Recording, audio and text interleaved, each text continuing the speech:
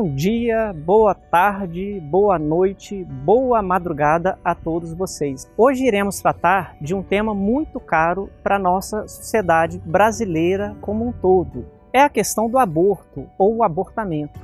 E por que esse assunto tem sido tão debatido ultimamente pelas mídias sociais e veículos de comunicação? Porque nos últimos dias 3 e 6 de agosto foi realizada a audiência pública no Supremo Tribunal Federal para que a sociedade organizada pudesse trazer seus pontos de vista sobre o pedido formulado na Ação de Preceito Fundamental ADPF 442, que cuida exatamente da discriminação do aborto no primeiro trimestre de vida, ou seja, nas primeiras 12 semanas. A Federação Espírita Brasileira teve a oportunidade de se manifestar na manhã do dia 6 de agosto, na referida audiência. Oportunidade em que levou argumentos técnicos do ponto de vista jurídico e da ciência médica acerca da vida intrauterina, que é objeto jurídico defendido no crime de aborto previsto nos artigos 124 e 126 do Código Penal Brasileiro. Pretende-se na ação discutir se os mencionados artigos são compatíveis com a Constituição Federal de 1988. É uma linguagem um pouco técnica, mas melhor explicando. Em 1940, o contexto da sociedade na qual foi feito os artigos 124 e 126 era um. Em 1988, o contexto social é outro, assim como hoje o contexto também é um outro, estamos em outra sociedade. Então, a ação pretende verificar se os artigos de 1940 são compatíveis com a sociedade de 1988. Allan Kardec, na pergunta 880 de O Livro dos Espíritos, indaga qual seria o primeiro de todos os direitos naturais do homem, ao ensejo que os espíritos responsáveis pela codificação respondem ser o direito de viver. E aqui podemos perceber a importância da definição de quando se inicia a vida. Não há dúvida que a chamada vida intrauterina é relevante. No meio jurídico, aquele ser que se encontra no ventre materno é chamado de nascituro, ou seja, o ser que vai nascer, a chamada vida intrauterina. Matar alguém na vida extrauterina é homicídio. Já a morte do chamado nascituro, ou seja, da vida intrauterina, é o aborto. Nossa legislação permite 2 tipos de aborto. O Código Penal diz quando ocorre risco de vida para a mãe e na hipótese de gravidez ter sido originada de estupro. De igual modo, a doutrina espírita também trata dos casos em que se permite o aborto. Na realidade seria quando houver risco de vida para a gestante. Os espíritos colocam que seria preferível manter a vida do ser vivente àquele que ainda terá outras oportunidades de nascer. A Constituição, por seu turno, no artigo 5º, consagra os direitos e garantias individuais. São chamados direitos fundamentais. São os direitos que todos os brasileiros e os estrangeiros, residentes ou não no país, têm. E dentre eles se destaca o direito à vida. Primeiro deles, o direito à vida pressupõe todos os demais direitos. Não há qualquer outro direito se não houver o direito à vida. Segunda premissa, a norma da Constituição Federal não impõe nenhum requisito, seja de termo inicial ou final da vida, seja condição intrauterina ou extrauterina, ou qualificação. Isso quer dizer, se a gravidez foi planejada, se não foi planejada, em nenhum outro tipo de circunstância desse tipo.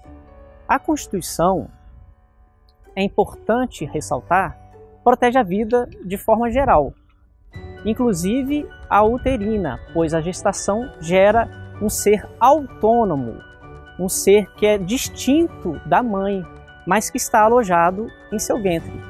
Esse ser, que é chamado de terceiro ou tertium, possui vida humana e também possui direitos.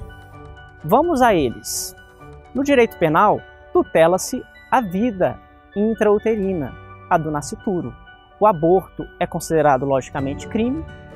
Já no direito civil, o nascituro tem o direito a alimentos gravídicos, reconhecimento de paternidade, direito à herança, direito à posse, doação, entre outros direitos. No Estatuto da Criança e do Adolescente, o ECA, o seu artigo 8º diz que é assegurado às mães políticas de saúde para planejamento reprodutivo e as gestantes terão condições adequadas de nutrição, a gravidez humanizada, o parto humanizado, atendimento pré-natal, perinatal, pós-natal, enfim, integral no âmbito do Sistema Único de Saúde. Nós falamos aqui um pouco do ponto de vista técnico, até para trazer algumas reflexões que a sociedade, que as mídias têm trazido em relação a esse tema, que é bastante controverso no meio social. Mas podemos trazer algumas reflexões. Quem postula a descriminalização do aborto teve assegurado, logicamente, o direito de nascer. Nós temos que pensar também no direito dos pais, dos genitores, de preservar a vida do nascituro. Não só a mãe, mas também o pai. Os dados estatísticos são incertos.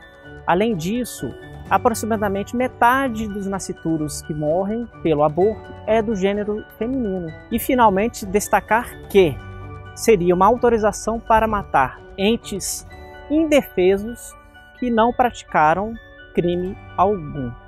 Mas alguns consensos são possíveis. O planejamento familiar com métodos não abortivos, políticas públicas de saúde da mulher, a assistência à gestação, à maternidade, à primeira infância, a adoção garantida, como dito antes, pelo ECA, outras soluções obtidas pelo diálogo, participação democrática ao invés da polarização e lutas entre opostos.